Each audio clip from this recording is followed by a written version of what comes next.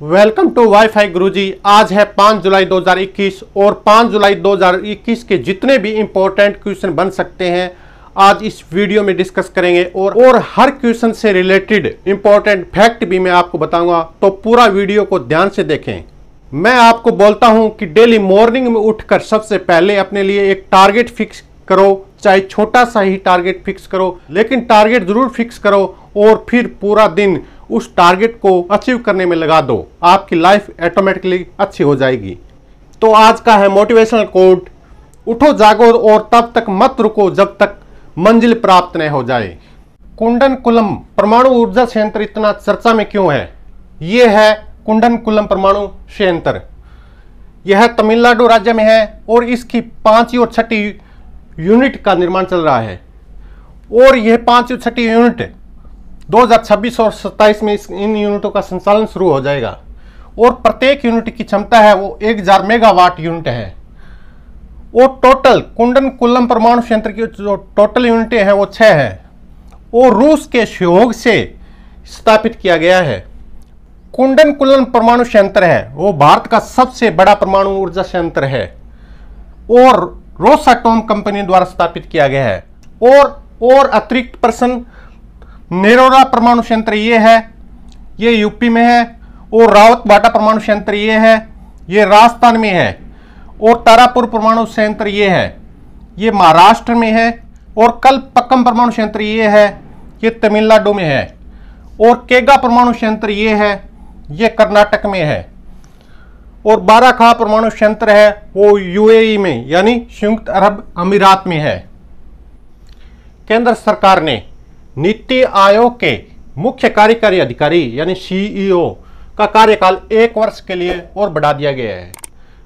इस नीति आयोग से पहले योजना आयोग था।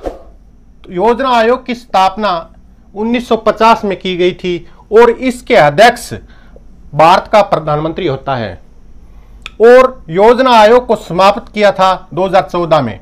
उस समय इसके अध्यक्ष कौन थे? ये भाई साहब थे। और अंतिम उपाध्यक्ष, योजना आयोग का अंतिम उपाध्यक्ष कौन था? मोंटेन सिंह अहलुवालिया। मोंटेन सिंह अहलुवालिया, ये है मोंटेन सिंह अहलुवालिया।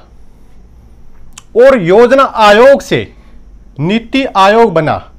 इसकी स्थापना 1 जनवरी 2015 में की गई थी और इसके अध्यक्ष भारत के प्रधानमंत्री होते हैं और उपाध्यक्ष राजीव कुमार है वर्तमान में।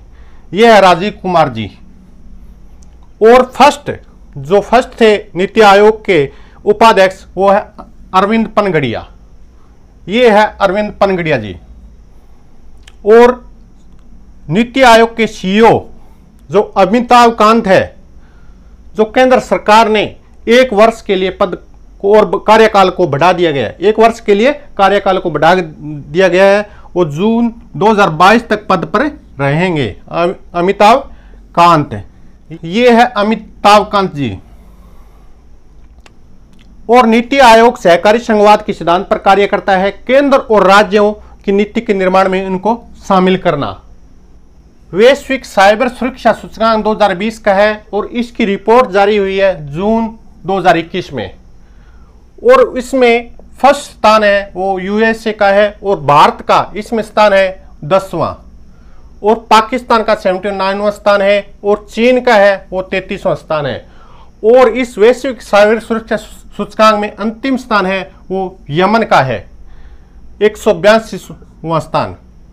और इसके अतिरिक्त ग्लोबल जेंडर गैप 2021, इसमें फर्स्ट स्थान है आइसलैंड का और अंतिम स्थान है अफगानिस्तान का। और इसमें भारत का स्थान है 140वें स्थान पर रखा गया है।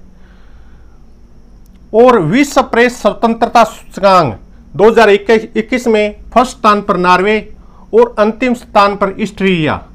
और इसमें भारत को 142वें स्थान पर रखा गया है।